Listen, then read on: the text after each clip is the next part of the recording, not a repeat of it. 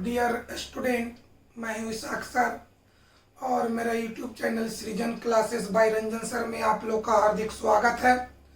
और आपको मालूम होना चाहिए कि हम फिजिकल केमिस्ट्री पढ़ रहे हैं और फिजिकल केमिस्ट्री में केमिकल काइनेस्टिक चैप्टर स्टार्ट किए हुए हैं। इस चैप्टर में बहुत से टॉपिक बताए हैं, तो आइए आज की क्लास का टॉपिक को क्लियर करें, बोर्ड पर ध्यान दिया जाए। आइए, तो आज का टॉपिक है बाबू हाफ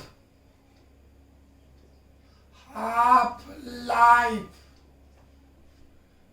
टाइम, जिसको हिंदी में कहते हैं अर्ध जीवन काल। अर्ध जीवन काल, इसी का दूसरा नाम है अर्ध आयु, इसी का तीसरा नाम है अर्धकाल। अर्धकाल ना बोल करके अभिक्रिया का अर्धकाल भी कह सकते हैं। अभिक्रिया का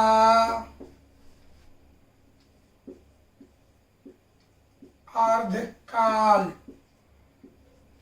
जिसको इंडिकेट किया जाता है टी हाफ से।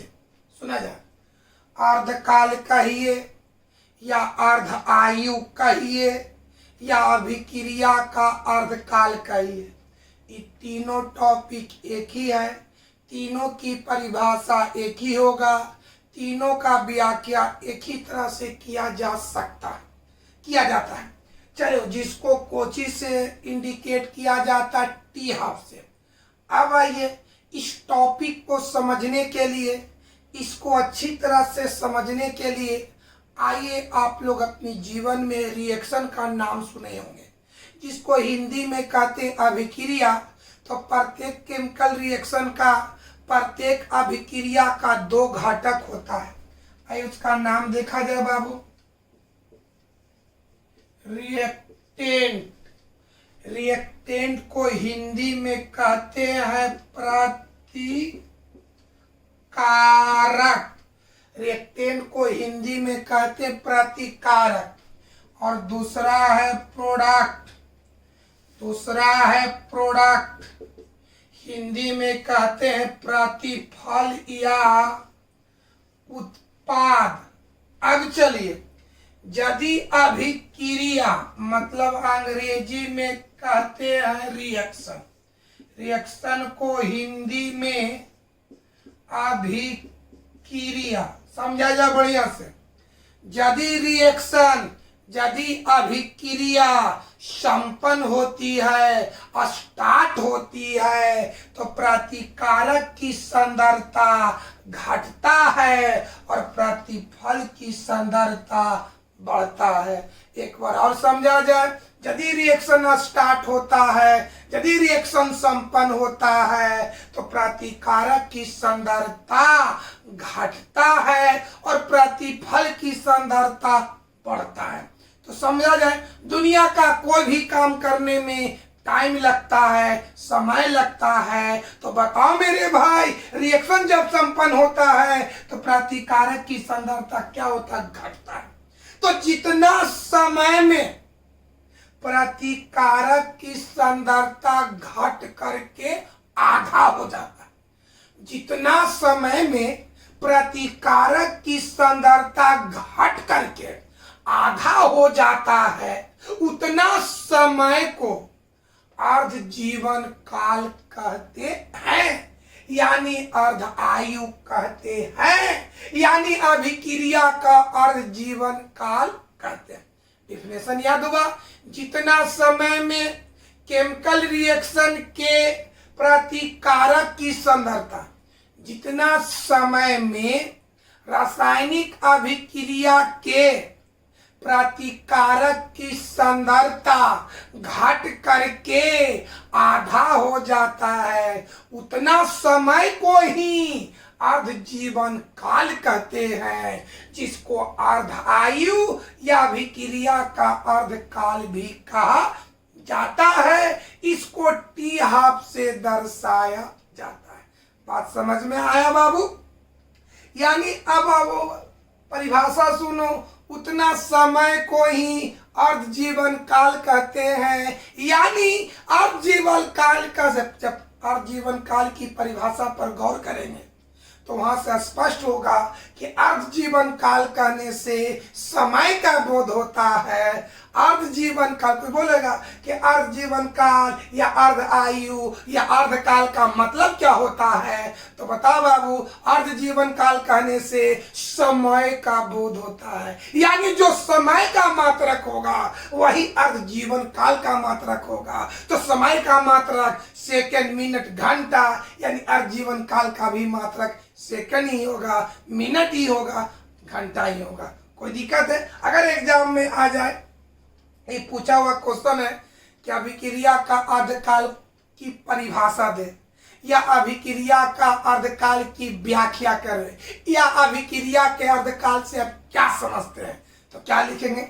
जितना समय में प्रतिकारक की सांद्रता घट करके आधा हो जाता है, उतना समय को ही अभिक्रिया का अर्धकाल कहते हैं, जिसको अर्ध जीवन काल या अर्ध आयु भी कहा जाता है। इसको टी हाफ से दर्शाया जाता है। इसका इकाई सेकंड होता है।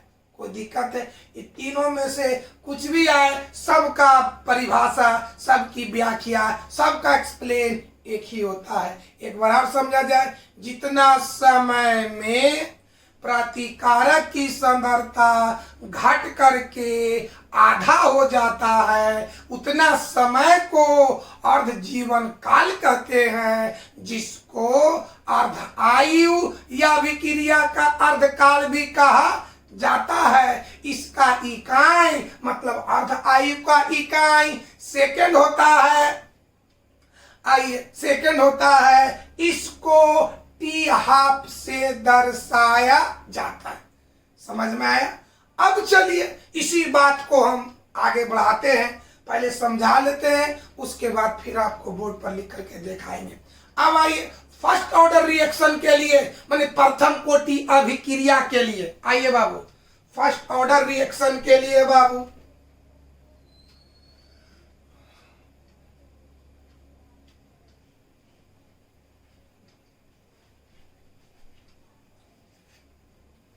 फर्स्ट ऑर्डर रिएक्शन के लिए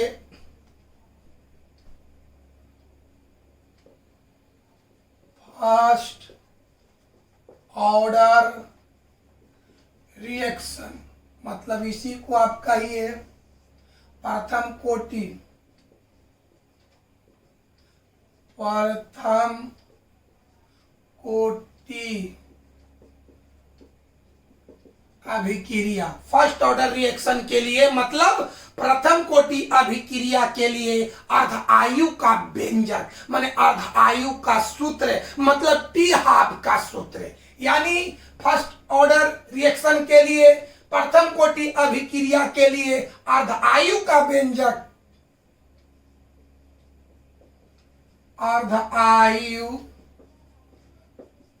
का व्यंजक अर्ध आयु कहते हैं टी हाफ को, अर्धायु कहते हैं टी हाफ को। यानी अर्धायु का व्यंजक मतलब अर्धायु का सूत्र यानी टी हाफ का सूत्र।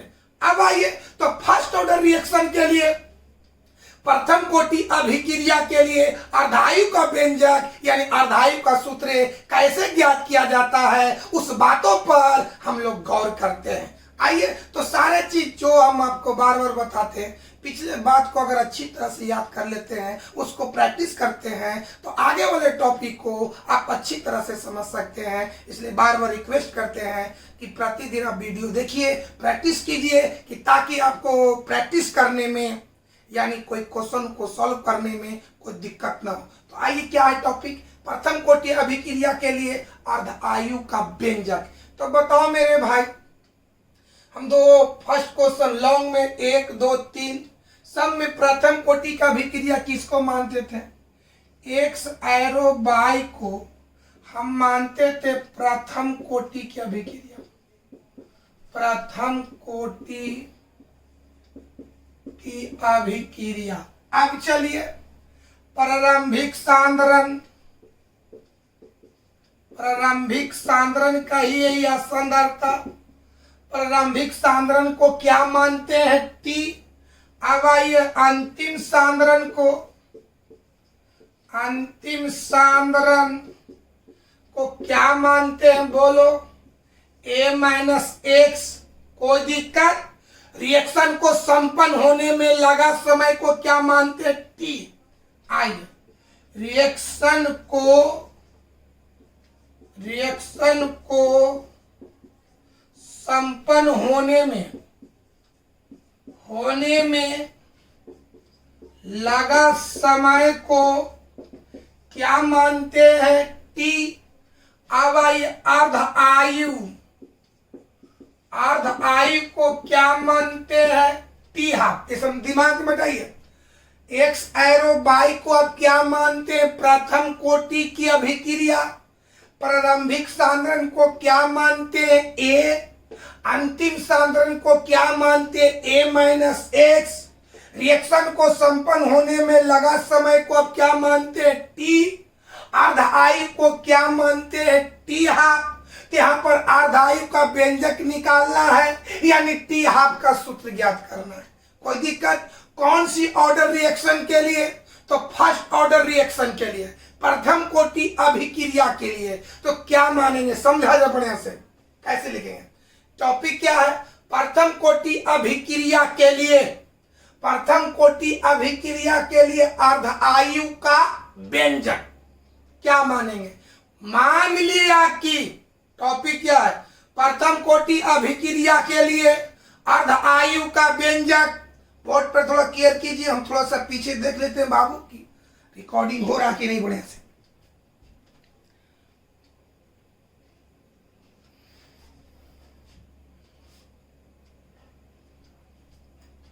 चलिए ठीक है, सही बाबू। देखो तो टॉपिक क्या है?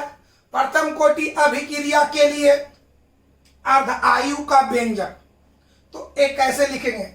मान लिया कि एक्स एरो बाई एक प्रथम कोटि की अभिक्रिया है, एक प्रथम कोटि की अभिक्रिया है जिसका प्रारंभिक सांद्रण ए है, जो t समय के बाद उसका अंतिम सांद्रण a माइनस एक्स हो जाता है। थोड़ा सा यहाँ पर चेंज है। मान लिया कि एक्स एरो बाई एक प्रथम कोटि की अभिक्रिया है जिसका प्रारंभिक सांद्रण a है, जो t समय के बाद उसका अंतिम सांद्रण a माइनस एक्स हो जाता है। जबकि हो जाता है, फिर समझा जाए। मान लिया कि एक्स, क्वेश्चन क्या है? प्रथम कोटि अभिक्रिया के लिए अर्ध आयु का व्यंजक। तो उसको कैसे डीलिंग करेंगे, कैसे एक्सप्लेन करेंगे, कैसे व्याख्या करेंगे, कैसे लिखेंगे? तो क्या लिखेंगे? मान लिया कि एक्स एरो बाई एक प्रथम कोटि की अभिक्रिया है जिसकी प्रारंभिक सांद्रण ए है, जो टी हाफ के बाद उसका अंतिम सांद्रण a माइनस एक्स हो जाता है। यहाँ पर एक बात समझना है, जो टी हाफ के बाद, हमने बोले कि 20 मिनट के बाद काम हो जाएगा, यानी लगा समय 20 मिनट हुआ। हमने बोले 50 मिनट के बाद आ जाएंगे, यानी लगा समय 50 मिनट होगा। तो यहाँ पर कहता है कि जो टी हाफ के बाद अंतिम सांद्रण a माइनस एक्स हो जाता है, यानी रिएक्शन संपन्न कितना देरी तक हुआ? टी हाफ तक। अभिक्रिया चला कितना देरी तक? टी हाफ तक। तो अभिक्रिया को संपन्न होने में लगा समय टी है। बढ़िया से समझो, यही पर मेन पॉइंट समझना है। जो टी हाफ के बाद, इसका मतलब कि अभिक्रिया संपन्न हुआ कितना देरी तक? टी हाफ तक। बढ़िया समझो। एक मिनट, आपको यहाँ एक पॉइंट को समझना है। रिएक्शन को संपन्न होने में लगा समय को टी, हमने बोला कि 20 मिनट के बाद, या टी बराबर 20 मिनट। 30 मिनट के बाद आ जाएंगे, मतलब यहाँ t बराबर 30 मिनट। अगर बोले कि 50 मिनट के बाद आ जाएंगे, मैंने लगा समय 50 मिनट, मैंने t बराबर 50 मिनट। हमने बोले t हाफ के बाद, फिर एक पॉइंट को समझो, 20 मिनट के बाद, यानी लगा समय 20 मिनट, यानी t बराबर 20 मिनट। 30 मिनट के बाद मैंने t बराबर 30 मिनट। 40 मिनट के बाद यानी t बराबर 40 मिनट। तो यहां बताओ जो t हाफ के बाद उसका अंतिम सांद्रण a माइनस एक्स हो जाता है, यानी t हाफ के बाद यानी t बराबर t हाफ, माने लगा समय अर्ध आयु के बराबर है, t बराबर t हाफ। यही पॉइंट समझो, मेन समझना ही है। हमने क्या बोले, मान लिया कि एक्स एरो बाई एक प्रथम कोटि की अभिक्रिया है जिसका प्रारंभिक सांद्रण A है, जो t हाफ के बाद, यानी अभिक्रिया कितना देरी तक चला, t हाफ तक, यानी यहाँ पर t बराबर t हाफ है। तो आइए कंसेप्ट याद किया जाए, जब t बराबर t हाफ तो अंतिम सांद्रण प्रारंभिक सांद्रण के आधा होता है। जब t बराबर t हाफ तो अंतिम सांद्रण, तो अंतिम सांद्रण कितना, a माइनस एक्स, प्रारंभिक सांद्रण a, तो अंतिम सांद्रण बराबर होगा प्रारंभिक के आधा। कोई दिक्कत है, कोई प्रॉब्लम है? चलिए एक बार और ऊपर से आइए, मेन पॉइंट यही समझना है। प्रथम कोटि अभिक्रिया के लिए अर्धायु का व्यंजक लिख करके अंडरलाइन और डैश क्या लिखेंगे, मान लिया कि एक्स एरो बाई एक प्रथम कोटि की अभिक्रिया है जिसका प्रारंभिक सांद्रण A है, जो t हाफ के बाद उसका अंतिम सांद्रण A माइनस एक्स हो जाता है। इसलिए t बराबर t हाफ, तब t बराबर t हाफ, यानी यहां पर अभिक्रिया जो चलो ना बाबू, कितना देरी तक चला, t हाफ तक। जैसे बार बार बता रहे, हमने बोले कि 20 मिनट के बाद आ जाएंगे, मैंने लगा समय 20 मिनट, तो लगा समय को कोची से, t से, है ना बाबू। 20 मिनट के बाद मैंने t बराबर 20 मिनट, 50 मिनट के बाद तो t बराबर 50 मिनट, 100 मिनट के बाद तो t बराबर 100 मिनट। तो यह बताइए t हाफ के बाद यानी t बराबर t हाफ, t हाफ के बाद इससे स्पष्ट होता है कि t बराबर t हाफ। कंसेप्ट याद करो कि जब t बराबर t हाफ तो अंतिम सांद्रण प्रारंभिक सांद्रण के आधा होता है, तो अंतिम सांद्रण कहते a माइनस एक्स को, प्रारंभिक कहते a को, तो a माइनस एक्स बराबर a बटा 2। यहाँ तक कोई दिक्कत है, कोई प्रॉब्लम बाबू, कोई दिक्कत? चलिए इसी बात को हम बोर्ड पर लिखते हैं और फाइनल रिजल्ट आपको दिखाते हैं, तो देखा जाए बाबू।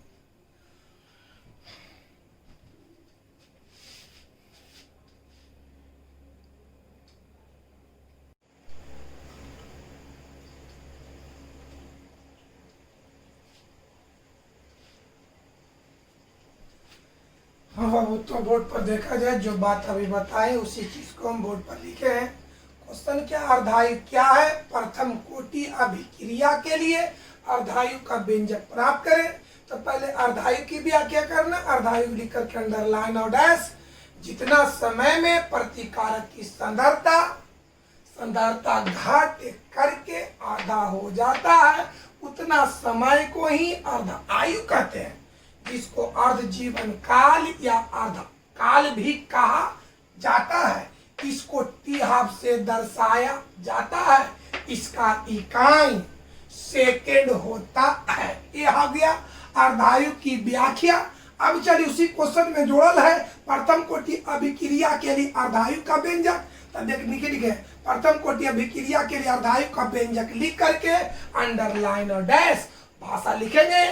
मान लिया कि एक्स एरो बाई एक प्रथम कोटि की अभिक्रिया है जिसका प्रारंभिक सांद्रण A है, जो t हाफ के बाद उसका अंतिम सांद्रण A माइनस एक्स हो जाता है। जो बात आपको 2-3 बार हम याद करवाए उसी को हम आप लोग को बोर्ड पर लिखे हैं। एक मिनट देखिए, इसको बढ़िया से उतारना चाहते उतारिए पहले। अगर यहाँ पर दिखाई नहीं दे रहा तो देख लिखा है बाबू, भी कहा जाता है, कहा जाता है, कहा जाता है। लोग देखिए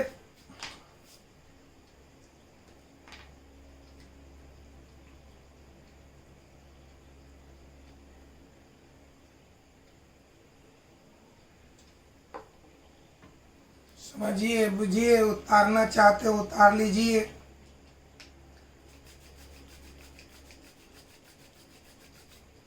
चलो बाबू, तो हम मिटाते हैं बाबू।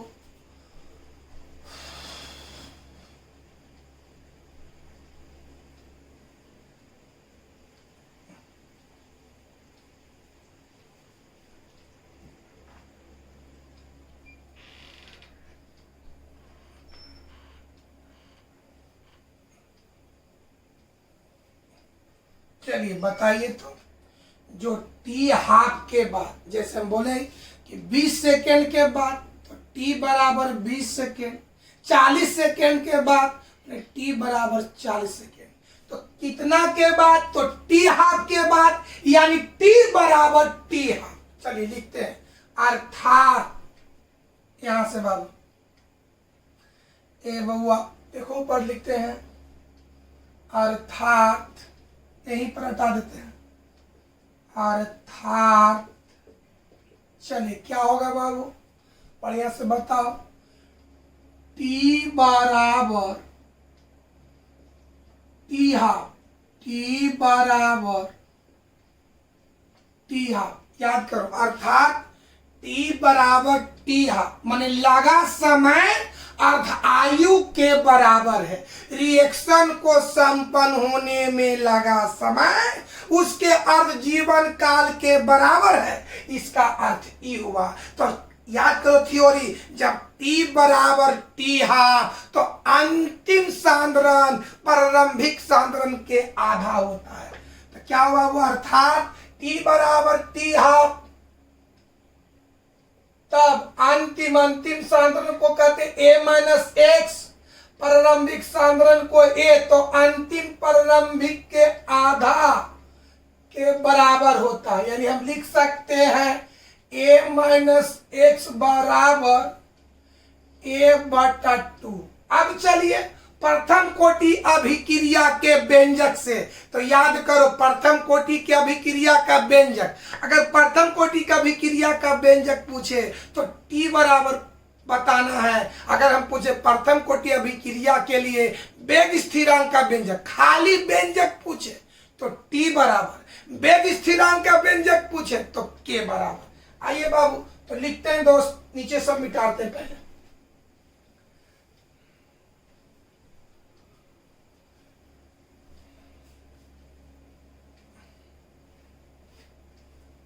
हाँ दोस्त, क्या लिखेंगे बुआ, आप लिखते हैं प्रथम कोटि, प्रथम कोटि अभिक्रिया के व्यंजक से, प्रथम कोटि अभिक्रिया के व्यंजक से, तो क्या है व्यंजक, टी बराबर 2.303 बटा के लॉग ए बटा ए माइनस एक्स। आइए इसी बात को आगे बढ़ते बाबू, बोलो टी के जगह टी हाफ रखना है। चलिए आइए टी का स्थान पर टी हाफ बराबर 2.303 बटा के लॉग, चलो ए लिखते हैं, ई बता, बटा मीन्स होता है भागा, ए माइनस एक्स का मान देंगे ए बाय 2। चलो भाई आगे बढ़ते हैं दोस्त, टी हाफ बराबर 2.303 बटा के लॉग, बोलो दोस्त भागा के जगह गुना तो उलट ए बटा 2, तो उलट दो 2 बटा ए से एक कट गया। अब आइए दोस्त यहां देखा जाए, टी हाफ बराबर 2.303 बटा के इंटू माने गुना log 2। अब याद करो मेरे भाई, log 2 का मान होता है log 2 का मान 0.3010, यही होता है। जहां पर log 2 रहे वहां पर 0.3010 पुट कर देना है। आइए यहां पर इधर आते हैं, अब लिखते हैं। चलो क्या है, टी हाफ बराबर क्या हो गया, बोल 2.303 गुना log 2 का मान, बोलो बाबू 0.3010 बटा के। आइए आगे बढ़ते हैं, इसलिए कहते हैं, इसलिए टी हाफ बराबर 2.303 में 0.3010 से गुना करेंगे तो 0.693 बटा के, यही आपका। अगर आपसे कोई पूछे कि प्रथम कोटि अभिक्रिया के लिए अर्ध आयु का व्यंजक बताएं तो क्या बताना है, टी हाफ बराबर 0.693 बटा के। एक बार और सुना जाए, अगर पूछे कि प्रथम कोटि अभिक्रिया के लिए अर्धायु का व्यंजक को बताइए तो क्या बताइएगा, टी हाफ बराबर 0.693 बटा के। जहां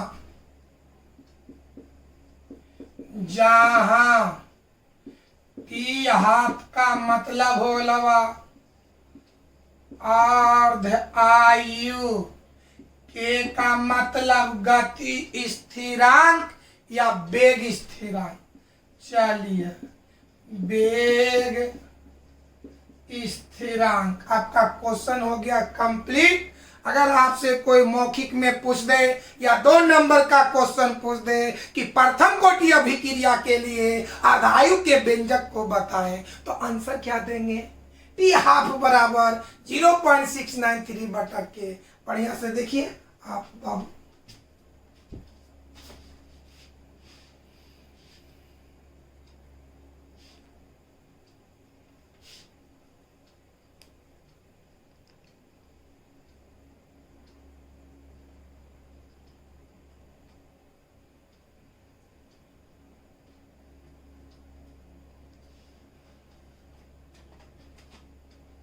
हाँ बाबू, अब इससे रिलेटेड कुछ पॉइंट नोट्स पॉइंट समझा जाए बउआ। पहले नोट पॉइंट समझो।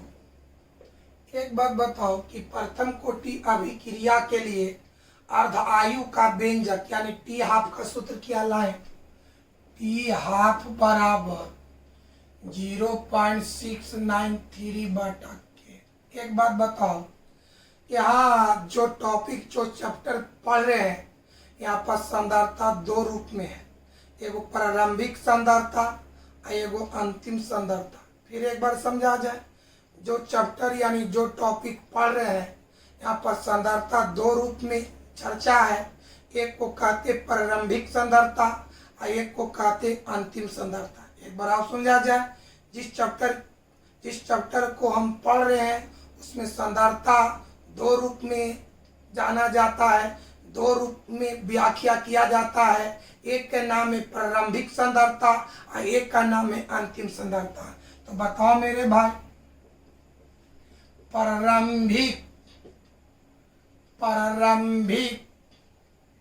प्रारंभिक सांद्रता को यानी प्रारंभिक सांद्रण को ए से, और बताइए अंतिम सांद्रण को या अंतिम सांद्रता को a-1 से। तो बताओ प्रथम कोटि अभिक्रिया के लिए अर्ध आयु का व्यंजक ए है। टी हाफ माने अर्ध आयु बराबर ए है 0.693 बटा के। तो बताओ तो प्रारंभिक सांद्रता को ए से और अंतिम सांद्रता को a-1 से। बढ़िया से बोलो, प्रारंभिक सांद्रता को ए से। तो देख तो मेरे भाई, इस फार्मूला में ना ए है ना a-1 है, यानी इससे स्पष्ट होता है कि टी हाफ, फिर समझा जाए, प्रारंभिक सांद्रता को ए से, अंतिम सांद्रता को ए माइनस एक से, टी हाफ बराबर ए होता है। तो टी हाफ के सूत्र में ना ए है ना ए माइनस एक्स है, यानी इससे स्पष्ट होता है कि टी हाफ का मान ये दोनों से स्वतंत्र है, ये दोनों से फ्री है, ये दोनों पर निर्भर नहीं करता है। यानी हम कह सकते हैं कि टी हाफ का मान यानी अर्धायु का मान कौन सी कोटि के लिए? प्रथम कोटि अभिक्रिया के लिए। तो यहां से स्पष्ट होता है कि प्रथम कोटि की अभिक्रिया में अर्धायु का मान यानी टी हाफ का मान प्रारंभिक सांद्रता पर यानी सांद्रता पर निर्भर नहीं करता है, यानी उससे स्वतंत्र होता है। यहां से स्पष्ट हो गया।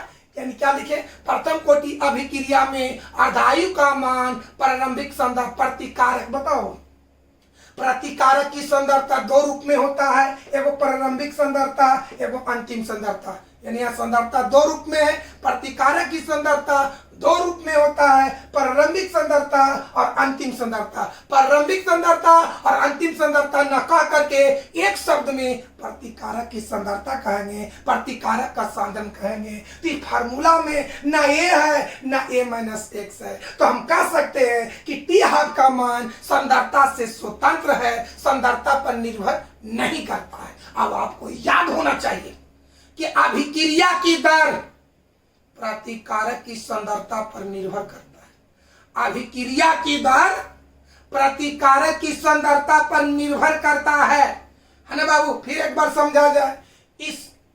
इससे स्पष्ट होता है कि प्रथम कोटि की अभिक्रिया में अर्धायु का मान प्रतिकारक के सांद्रता पर निर्भर नहीं करता है और अभिक्रिया की दर प्रतिकारक की सांद्रता पर निर्भर करता है।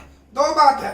अर्धायु का मान प्रथम कोटि में, प्रथम कोटि अभिक्रिया के लिए अर्धायु का मान सांद्रता पर निर्भर नहीं करता और अभिक्रिया की दर सांद्रता पर निर्भर करता है। इससे स्पष्ट होता है कि प्रथम कोटि की अभिक्रिया कभी पूर्ण नहीं होता है, कभी संपन्न नहीं होता है, कभी पूरा नहीं होता है। ये 2018 में क्वेश्चन आया था कि प्रथम कोटि की अभिक्रिया कभी पूर्ण नहीं होता है, क्यों? तो आंसर लिखना है कि प्रथम कोटि के अभिक्रिया में अर्धायु का मान प्रतिकारक के सांद्रण पर निर्भर नहीं करता है। इससे स्पष्ट होता है कि प्रथम कोटि की अभिक्रिया कभी पूर्ण नहीं होता। 2018 के क्वेश्चन में लॉन्ग क्वेश्चन में आया था, वहां पर लिखा था 4+1। 4+1 का मतलब कि अगर प्रथम कोटि का व्यंजक प्राप्त करते तो 4 नंबर मिलेगा। 1 का मतलब कि प्रथम कोटि की अभिक्रिया कभी पूर्ण नहीं होता है, इसका कारण बताओगे तो 1 नंबर मिलेगा। यानी इससे स्पष्ट होता है कि प्रथम कोटि की अभिक्रिया कभी पूर्ण नहीं होता है। 1 नंबर का पूछा गया था क्वेश्चन 5 नंबर का, तो 4 उसको बांटा हुआ था। 4+1 यानी प्रथम कोटि का व्यंजक प्राप्त करते तो 4 नंबर का, उसकी कारण बताएंगे तो 1 नंबर का। तो क्या कारण बताएंगे? क्वेश्चन क्या है? प्रथम कोटि की अभिक्रिया कभी पूर्ण नहीं होता है, कभी पूर्ण नहीं होता है, क्यों? तो आंसर यही लिखेंगे कि प्रथम कोटि की अभिक्रिया में अर्धायु यानी टी हाफ प्रतिकारक की सांद्रता पर निर्भर नहीं करता है। यही कारण है कि प्रथम कोटि की अभिक्रिया कभी पूर्ण नहीं होता है। यहां से ऑब्जेक्टिव यहाँ मैंने कहा जितनी भाषण दिए शॉर्ट क्वेश्चन 2 पूछ सकता है। पहला क्वेश्चन कि प्रथम कोटि अभिक्रिया के लिए अर्धायु के व्यंजक को लिखे। पहला क्वेश्चन, प्रथम कोटि अभिक्रिया के लिए अर्धायु के व्यंजक को लिखें। तो आंसर लिखते हैं प्रथम कोटि अभिक्रिया के लिए अर्धायु का व्यंजक इस प्रकार है के बाद डैश और लिखते ही टी हाफ बराबर 0.693 बटा के, जहां टी हाफ बराबर अर्धायु के बराबर वेग स्थिरांक। आपका आंसर कंप्लीट हो गया। फिर दूसरा क्वेश्चन क्या था कि प्रथम कोटि की अभिक्रिया कभी पूर्ण नहीं होता है, क्यों? तो आंसर लिखेंगे कि प्रथम कोटि की अभिक्रिया प्रथम कोटि की अभिक्रिया में अर्धायु का मान प्रतिकारक की सांद्रता पर निर्भर नहीं करता है। यही कारण है कि प्रथम कोटि की अभिक्रिया कभी पूर्ण नहीं होता है। तो आइए ये दोनों क्वेश्चन को हम बोर्ड पर लिखते हैं। आपको जो समझाना था हम समझा चुके हैं। आप बार बार बोलते हैं कि वीडियो को आपको पढ़े देखना होगा, रोज प्रैक्टिस करना होगा, रोज उसको अभ्यास करना होगा, ताकि आपको तब जाके आपको समझ में आएगा। कोई दिक्कत है तो आइए उस बात को लिखते हैं दोस्त।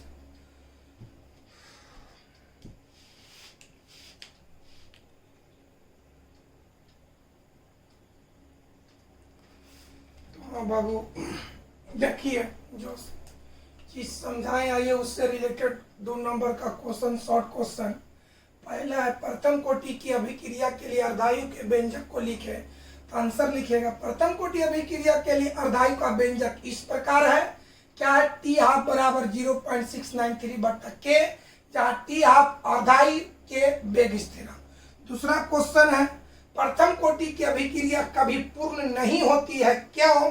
तो अभी बताएं कि प्रथम कोटि की अभिक्रिया में अर्धायु का मान प्रतिकारक की सांद्रता पर निर्भर नहीं करता है, निर्भर नहीं करता है। इसीलिए प्रथम कोटि की अभिक्रिया कभी पूर्ण नहीं होता। यहां के बाद ऊपर मिटाते हैं दोस्त।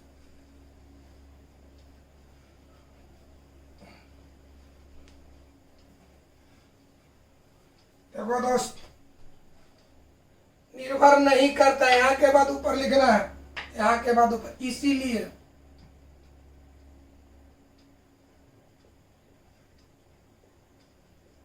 इसीलिए प्रथम कोटि की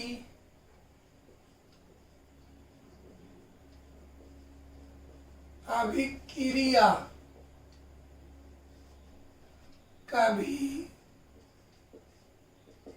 कभी पूर्ण, इससे प्रथम कोटि की अभिक्रिया कभी पूर्ण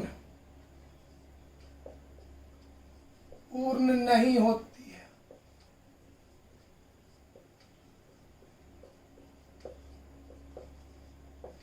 अर्थात टी हाफ बराबर 0.693 बटा के, ऐसे लिख देना है। ये आपका 2018 में 1 नंबर का क्वेश्चन आया था। क्या प्रथम कोटि की अभिक्रिया कभी पूर्ण नहीं होती है, क्यों? तो लिखना होगा प्रथम कोटि की अभिक्रिया में अर्धायु का मान प्रतिकारक की सांद्रता पर निर्भर नहीं करता है, इसलिए प्रथम कोटि की अभिक्रिया कभी पूर्ण नहीं होती है। अर्थात टी हाफ बराबर 0.693 बटा के।